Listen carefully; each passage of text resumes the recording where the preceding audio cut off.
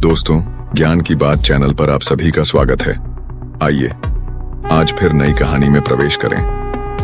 आज की कहानी है मृत्यु क्यों जरूरी है। हर कोई मृत्यु से डरता है, लेकिन जन्म और मृत्यु सृष्टि के नियम हैं। यह ब्रह्मांड के संतुलन के लिए आवश्यक है। कैसे, वो इस कहानी से जानिए। एक बार एक राजा एक संत के पास गया, जो राज्य के बाहर एक पेड़ के नीचे बैठे थे।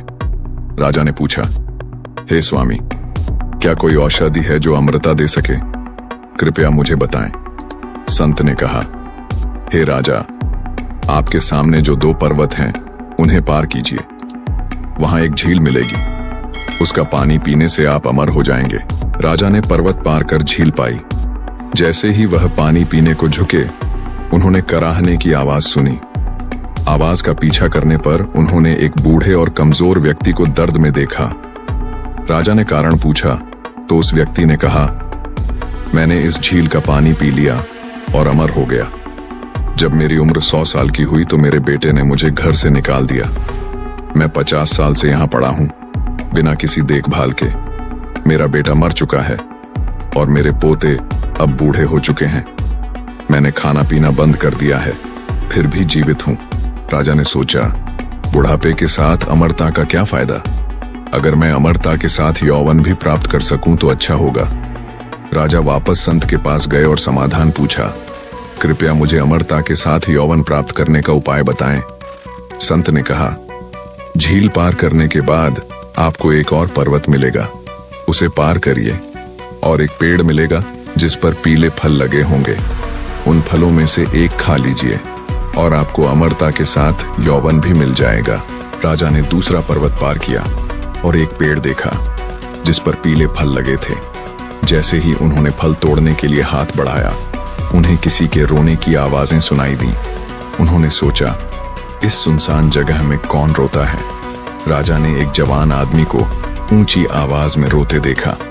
राजा ने आश्चर्यचकित होते हुए उस युवान से पूछा, तुम क्यों रो रहे हो? इस पर युवान बोला, मेरी उम्र 500 साल है और मैं अपने परिवार को लेकर दुखी हूं। राजा ने पूछा, क्या तुम्हें तुम्हारा परिवार नहीं रख रहा? तुमको किस बात का अपने परिवार से दुख है? वह युवान बोला, नहीं, मेरा परिवार तो बहुत अच्छा था, लेकिन मैंने ये फल खाया जिससे ना ही मेरी उम्र बढ़ी और ना ही मेरी मृत्यु आई, और मैं इसी उम्र के साथ 500 साल से ऐसे ही जी रहा हूं। लेकिन दुख की बात यह है कि जो मेरा परिवार अपने जीवन से भी प्रिय है, उन सभी परिवार के सदस्यों की मृत्यु मैंने अपनी आंखों के सामने देखी। मेरा बेटा बूढ़ा होकर मेरे सामने मरा, मेरे बेटे का बेटा वह भी बूढ़ा होकर मेरे सामने मरा। मेरी बेटी, मेरे भांजे, भतीजे, मेरे भाई, सभी कोई जिससे मुझे लगाव था, वह सभी मेरी आंखों के सामने दम तोड़ते हुए मैंने देखा। जिस बात का मुझे बहुत दुख है, इससे अच्छा होता कि मैं ही उन सभी से पहले मर जाता। राजा हैरान होकर संत के पास लौटे और बोले, धन्यवाद, आपने मुझे मृत्यु का महत्व समझाया। संत ने कहा, मृत्यु के कारण ही इस संसार में प्रेम है। मृत्यु के बारे में चिंता करने के बजाय हर दिन और हर पल को खुशी से जियो। खुद को बदलो, दुनिया बदल जाएगी। हे राजन, अब इस 7 सूत्रों को ध्यान से सुनो। 1. जब आप स्नान करते समय भगवान का नाम लेते हैं तो वह एक पवित्र स्नान बन जाता है। 2. जब आप खाना खाते समय नाम लेते हैं तो वह भोजन प्रसाद बन जाता है। 3. जब आप चलते समय नाम लेते हैं तो वह एक तीर्थ यात्रा बन जाती है। 4. जब आप खाना पकाते समय नाम लेते हैं तो वह भोजन दिव्य बन जाता है। 5. जब आप सोने से पहले नाम लेते हैं तो वह ध्यानमय नींद बन जाती है।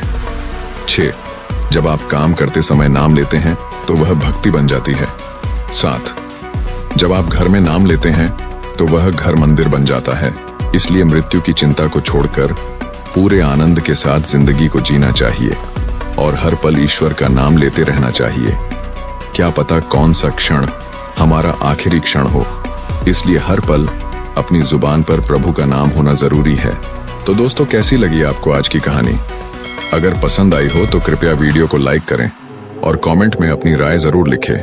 अभी तक आपने हमारी चैनल को सब्सक्राइब नहीं किया तो कर लीजिए, ताकि आने वाली हर वीडियो आपको मिलती रहे।